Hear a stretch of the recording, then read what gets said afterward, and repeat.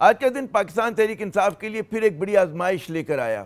اسلام آباد میں P T I کے سیکرٹری اطلاعات رؤف حسن صاحب کو پارٹی کے مرکزی سیکرٹریٹ سے ایک پولیس چھاپے میں گرفتار کر لیا گیا۔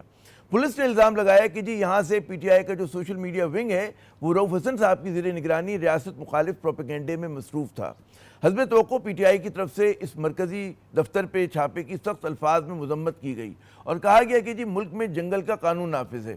پی ٹی آئی کے سینئر رہنما اسد قیصر صاحب نے ایکس پر اپنی پوسٹ میں کہا کہ کوئی اگر یہ سمجھتا ہے کہ ایسے اوچھے ہتھ کنڈوں سے ہم دب جائیں گے تو خاطر جمع رکھیں، ایسا کبھی نہیں ہوگا۔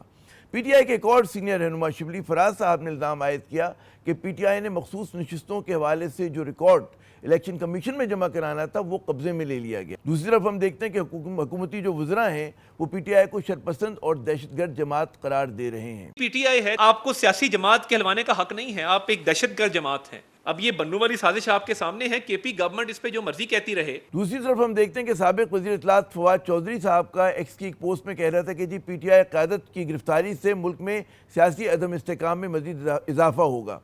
سمجھنے کی بات یہ ہے کہ سیاسی محاذ آرائی اور عدم استحکام بڑھنے کا خدشہ صرف فواد چودھری صاحب ہی کو نہیں بلکہ پاکستان میں جاری و ساری جو سیاسی بحران ہے اس نے بہت سارے پاکستانیوں کو پریشان کر رکھا ہے۔ اس کے ساتھ ساتھ پاکستان کے جو دوست ممالک ہیں اور سرمایہ کاری کے حوالے سے شہرت رکھنے والی ریٹنگ ایجنسیاں ہیں وہ بھی غیر یقینی سیاسی صورتحال اور عدم استحکام کو پاکستان کا نمبر 1 مسئلہ قرار دے رہی ہیں۔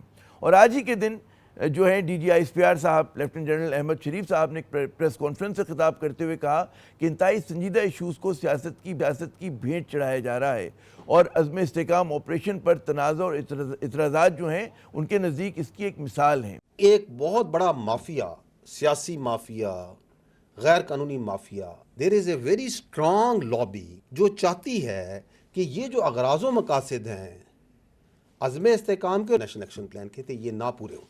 ایک سنجیدہ بات کو بھی سیاست کی بھینٹ چڑھایا جا رہا ہے۔ نیشنل سروائیول کا ایشو ہے یہ۔ جہاں D G I S P R نے آپریشن عزم استحکام کے حوالے سے ابہام اور بدگمانیوں کو دور کرنے کی کوشش کی، وہیں سیاسی مافیا کا بھی ذکر کیا جس نے مسلح افواج کے خلاف جو ہے منظم پروپیگنڈے اور جھوٹی خبریں پھیلانے کی مہم شروع کی ہوئی ہے۔ سوشل میڈیا پہ فوج کے خلاف اور فوج کی قیادت کے خلاف جو بات چیت ہو رہی ہے یہ ہے ڈیجیٹل دہشت گردی۔